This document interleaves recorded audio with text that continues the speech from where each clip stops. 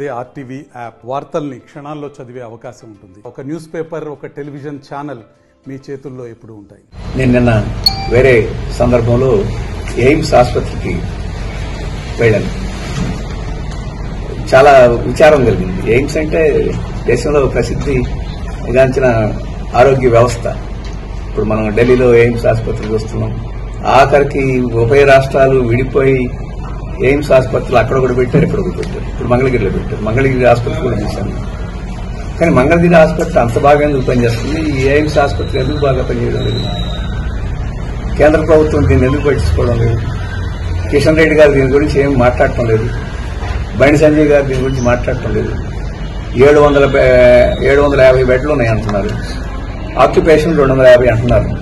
నాకు నేను ప్రత్యక్షంగా చెప్పింది 750 బెడ్లకి ఆక్యుపేషన్ 250, 300 ఎందుకు ఉంది? సిబ్బంది లేరు, డాక్టర్లు లేరు, యంత్రాలు లేవు. ఈ సౌకర్యాలన్నీ ఉంటాయి కదా పేషెంట్స్కి.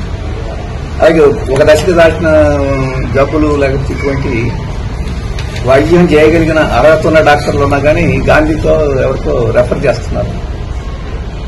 నేను ఆ బిల్డింగ్ కూడా చూశాను. అది పడిపోయే పరిస్థితిలో ఉంది. నేను యూరినల్స్ చూశాను, వాటన్నిటి చూశాను. అన్ని డైలాపిడేటెడ్ ఉన్నాయి. బెంచీలు చూశాను, అన్ని ఇరిగిపోయి పడేసి ఉన్నాయి. అంత అధ్వానంగా మెయింటెనెన్స్ ఎందుకుందంటే కేంద్ర ప్రభుత్వం ఎయిమ్స్ కి దాని నిర్వహణకి సిబ్బందిని రిక్రూట్మెంట్ చేయడానికి అవసరమైన నిధులు ఇవ్వడం లేదు. చాలా నిర్లక్ష్యం చేసింది. ఈ ఎయిమ్స్ ఆసుపత్రిని అది పూర్తిగా మర్చిపోయింది.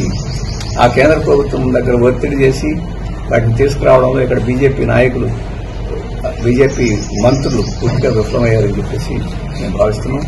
అలాగే రాష్ట్ర ప్రభుత్వం కూడా శ్రద్ధ పెట్టాలి. కేంద్ర ప్రభుత్వం మీద ఒత్తిడి తీసుకురావాలి. అన్ని పార్టీల్ని పిలిచి అన్ని పార్టీలు కలిసి ఒక తీర్మానం చేసి కేంద్ర ప్రభుత్వానికి పంపి వాళ్ళు సక్రమంగా స్పందించకపోతే వాళ్ళ తప్పు. కాబట్టి ఆ రకమైన ఒత్తిడి, ఎందుకంటే ఇది కేంద్ర ప్రభుత్వం నడిచే సంస్థ. కేంద్ర ప్రభుత్వం నడిచే సంస్థ కాదు, ఇది మోడల్ సంస్థలు. ఆరోగ్య వ్యవస్థ అంటే ఇలా ఉండాలి అని చెప్పి కేంద్ర ప్రభుత్వం ప్రతి రాష్ట్రంలో సంస్థని స్థాపించింది. ఆ మోడల్ వ్యవస్థ ఎంత అభిధానంగా ఉంటే మనం మన రాష్ట్రంలో ఉండే వ్యవస్థలు బాగు గురించి మాట్లాడుకోవడం. అందుకనే రాష్ట్ర ప్రభుత్వం శ్రద్ధ తీసుకోవాలని కోరుతున్నాను. ఇక్కడ ఇద్దరు కేంద్ర మంత్రులు బాధ్యత తీసుకోవాలని కోరుతున్నాను. లేకపోతే ఆ కేంద్ర మంత్రులే ఈ నిర్లక్ష్యానికి బాధ్యత వహించాల్సి ఉంటుందని చెప్పి నేను భావిస్తాను. మొదటిది, కేంద్రంలో ఈరోజు చర్చనీయాంశంగా మారిన విషయం ఉంటుంది. కేంద్ర ప్రభుత్వం పార్లమెంట్ సభ్యుల్ని కొన్ని బృందాలుగా ఏర్పాటు చేసి ఆ బృందాలను వివిధ దేశాలకు పంపి ఈ పహల్గామ్ ఘటన తర్వాత, ఆపరేషన్ సింధూర్ తర్వాత ఈ పరిణామాల్లో ఉగ్రవాదుల పట్ల మన వైఖరి గురించి వివరించడం కోసం వివిధ దేశాలకు ఆ బృందాలను పంపిస్తున్నారు. ఈ సందర్భంలో కేంద్ర ప్రభుత్వం వ్యవహరించిన తీరు సక్రమంగా లేదు. అయినా వివిధ అపోజిషన్ పార్టీలు దేశమంతా ఐక్యంగా ఉండి ఉగ్రవాదులను ఎదుర్కోవడానికి అనే సంకేతం ఇవ్వడానికి ఈ బృందాల్లో ఉండడానికి అంగీకరించినాయి. కానీ ప్రతిపక్షాల అంగీకారాన్ని ఒక బలహీనతగా భావించి ఈరోజు బీజేపీ కేంద్ర ప్రభుత్వం రాజకీయాలు చేస్తున్నది. తన సొంత రాజకీయ లబ్ధి కోసం దీన్ని దుర్వినియోగం చేస్తుంది. ఈ బృందాల్లో ఎవరుండాలి అనేది ఆయా రాజకీయ పార్టీల నిర్ణయానికి వదిలివేయకుండా ఆ పార్టీల తరఫున తానే నిర్ణయించి ఇప్పుడు పంపిస్తూ ఉంది. ఇది చాలా అభ్యంతరకరం. ఇక్కడ పార్లమెంట్ సభ్యులు రాజకీయ పార్టీల ప్రతినిధులుగా ఎన్నికై పార్లమెంట్కి వెళ్తారు.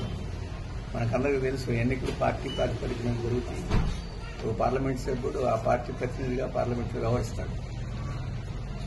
బృందంలో ఏ సభ్యుడు ఉండాలి అనేది ఆ పార్టీలు నిర్ణయం చేసుకోవాలి.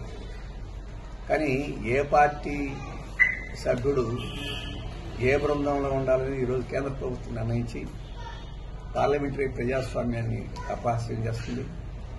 ప్రతిపక్షాలని పూర్తిగా నిర్లక్ష్యం చేస్తూ ఉంది. ఇది అప్రజాస్వామికమే కాకుండా నిరంకుశత్వం కాదు.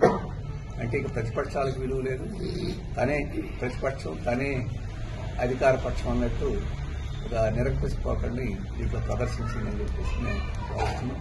మరిన్ని వీడియోస్ కోసం ఛానల్ ని సబ్స్క్రైబ్ చేయండి. లేటెస్ట్ అప్డేట్స్ కోసం వాట్సాప్ ఛానల్ ని ఫాలో చేయండి. అండ్ లింక్ డిస్క్రిప్షన్ లో ఉంది.